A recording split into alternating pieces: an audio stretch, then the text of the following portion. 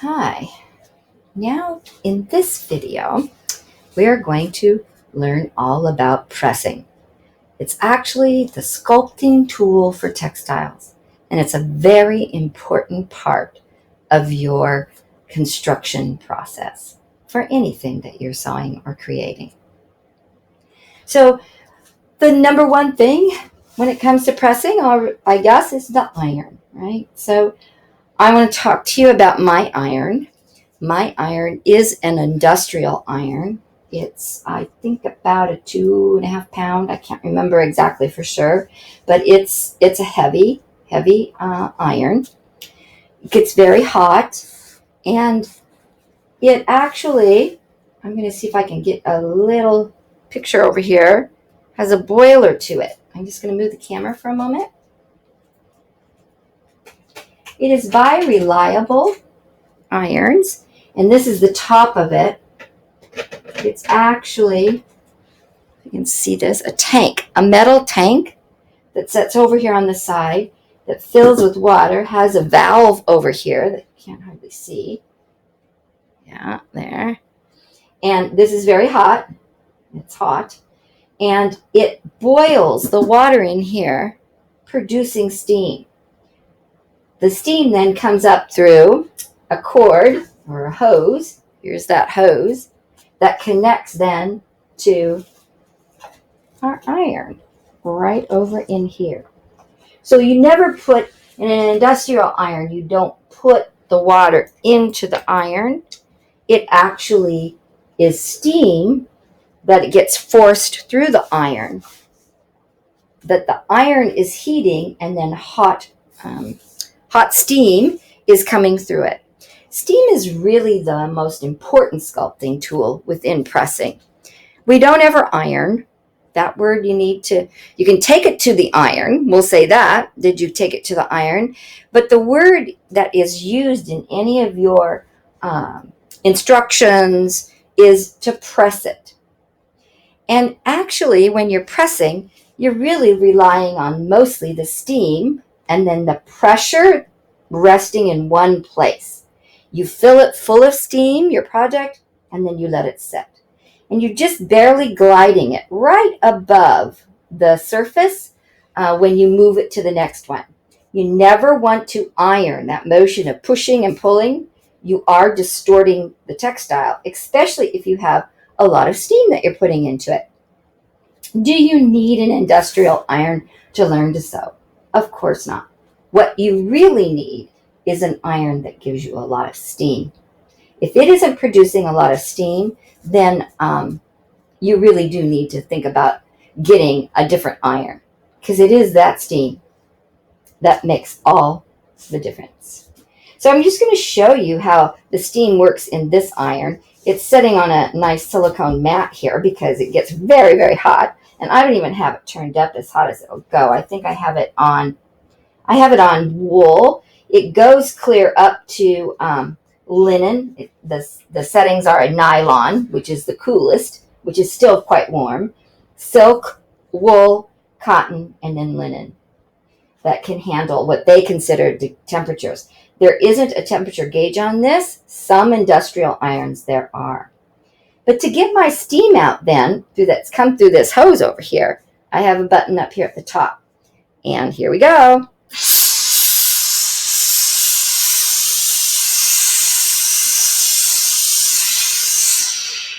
You can tell it's a lot of steam under pressure that you're letting go through. So it really forces that heat, moist heat, down into the product that you're trying to sculpt and finish off with your iron. So I'm going to move the iron kind of back over here out of the way for just a moment, and we're going to talk about the surface. So you should try to have something that you set up as your pressing station, the surface that you press on. Does it need to be an ironing board?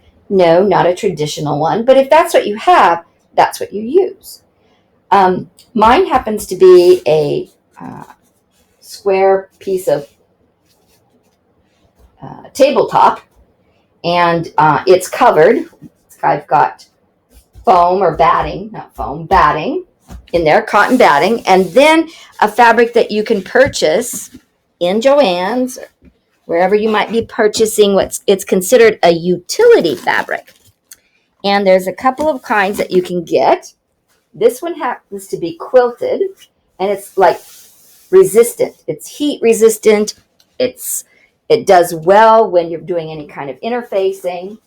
But if you don't want to cover your whole ironing board in one of these non-stick kind of things, you can purchase the fabric also in just yardage alone. And I think this was actually purchased at Walmart. They will have it.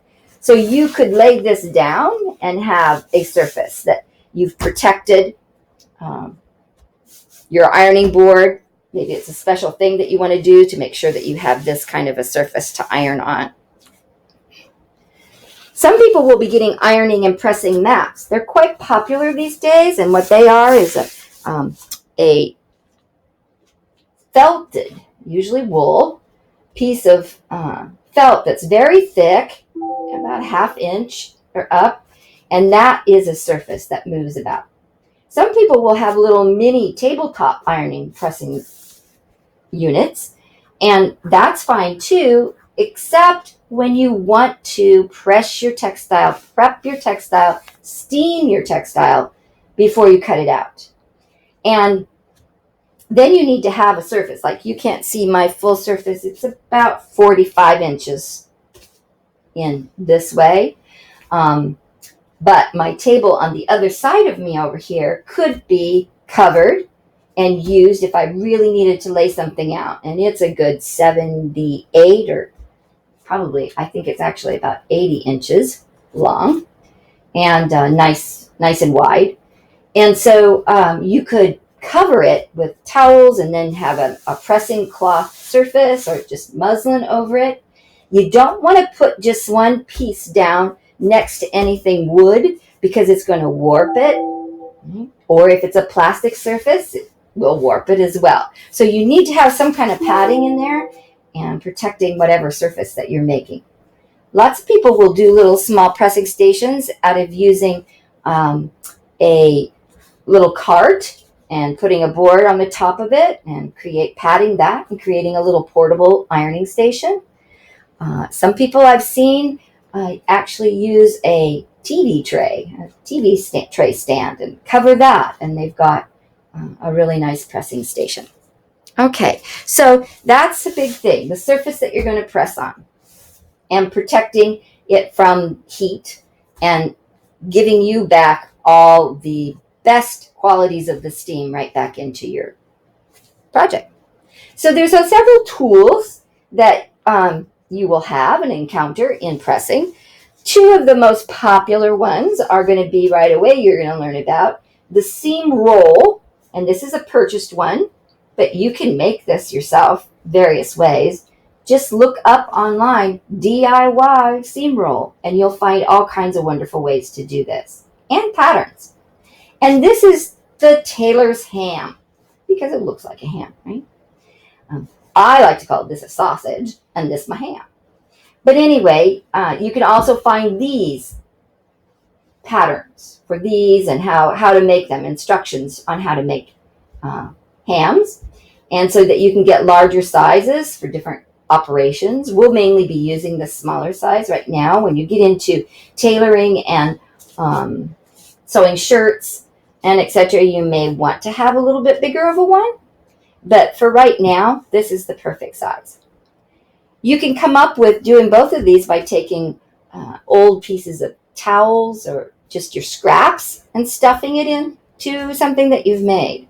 Now, the proper thing, though, is to have one side be like a flat, this is a twill, actually, on one side of it, and the other side some kind of a woolen. And that does matter. It does make a difference because of the surfaces. Some fabrics, like woolens, you want next to another wool, and it just allows it to, when you pull it away, maintain its texture or surface texture rather than heating and pressing it and it becoming flat right where you pressed and leaving pressing marks. The other side is, like it sounds, something that you don't have to worry about that. So you'd have the plain side or the small twill side to work with.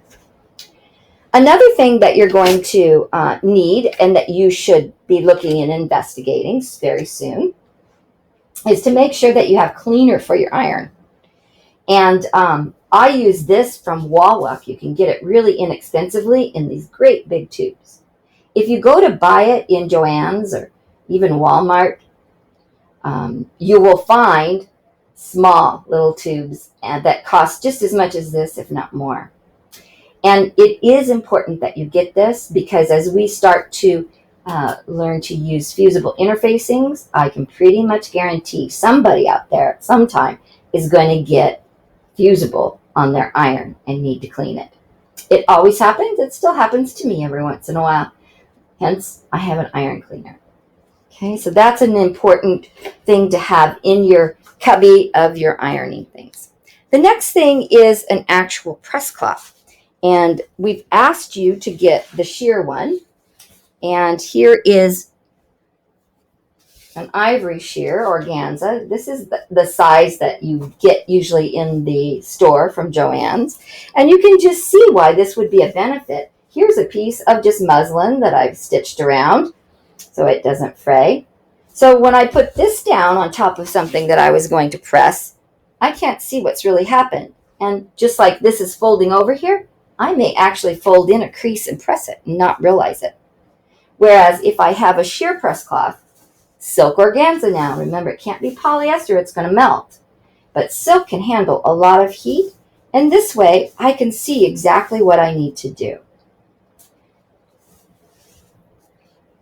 All right, now let's talk about a couple of other tools that you don't need to start off with, but by the second session or second course, Sewing Fundamentals 2, you probably are going to want to start investing in other tools, such as clappers, tailors, things. You don't need all of these. You would just need one or two, probably even one if it's something like this, or if you got the true tailor's tool.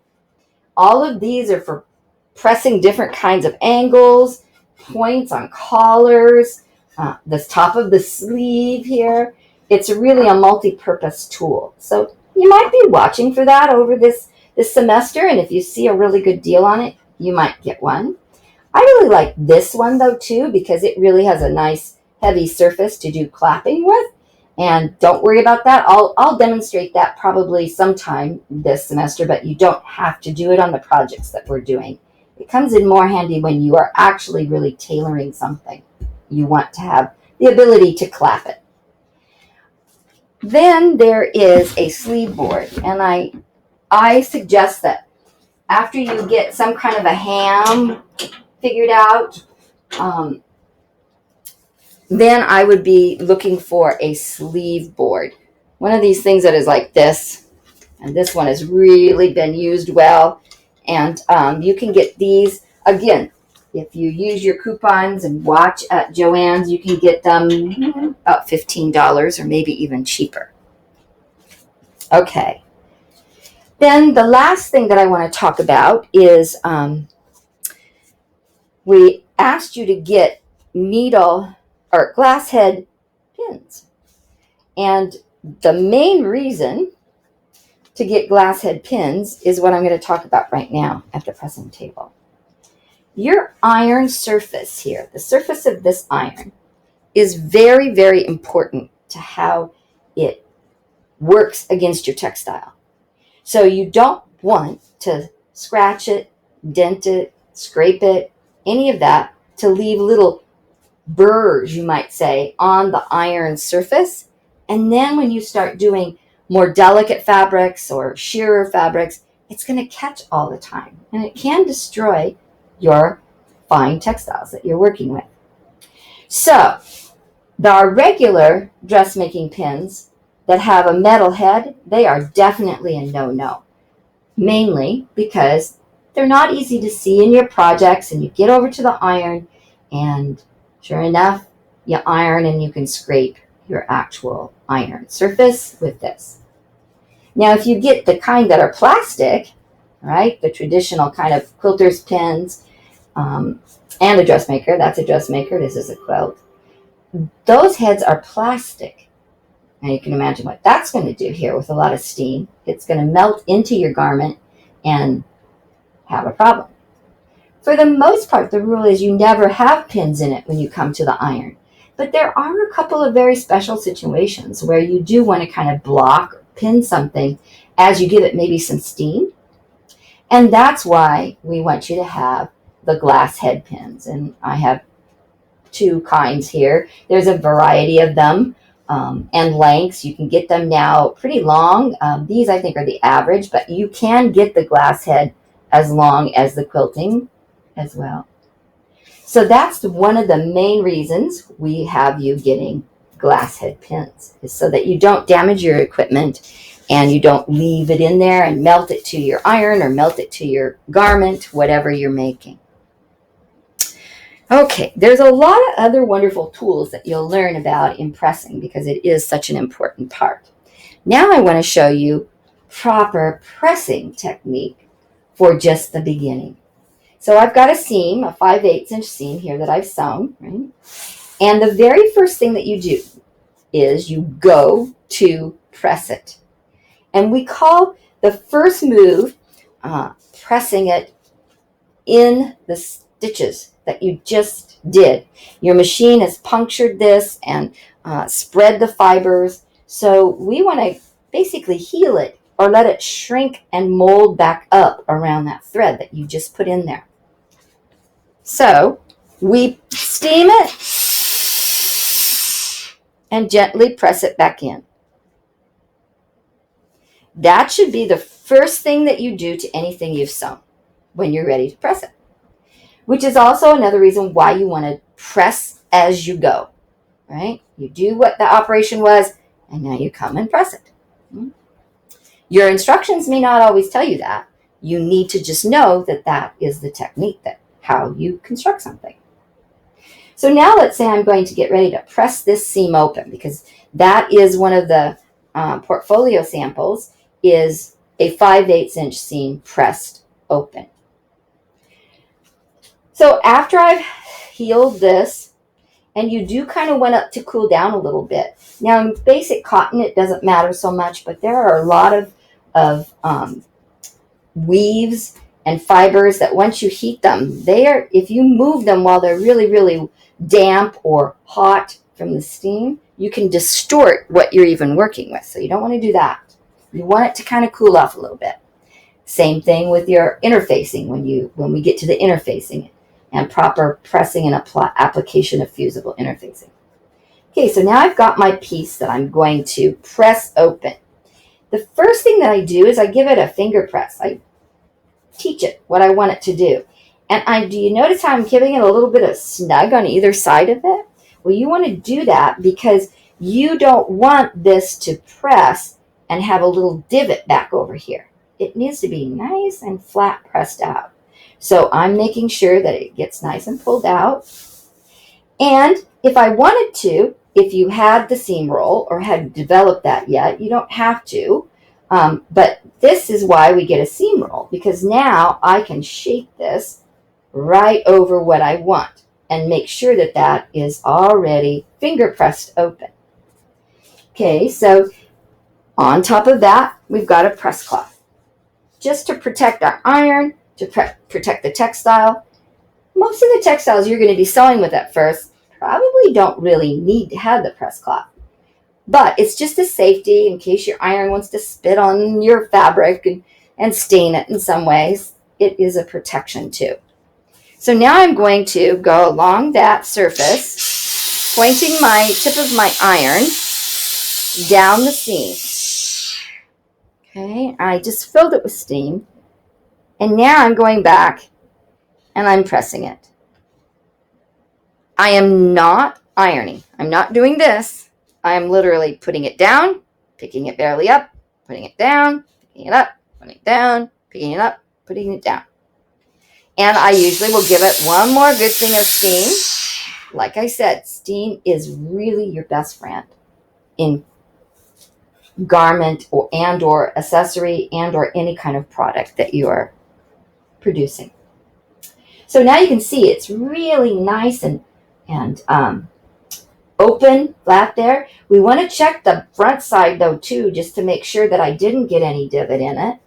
So that if I had, you'd want to do that while it's kind of warm yet, so that you can resculpt it. And there you go. That's the basic pressing 101. The equipment and how to press open our first seams. See you later. Bye-bye.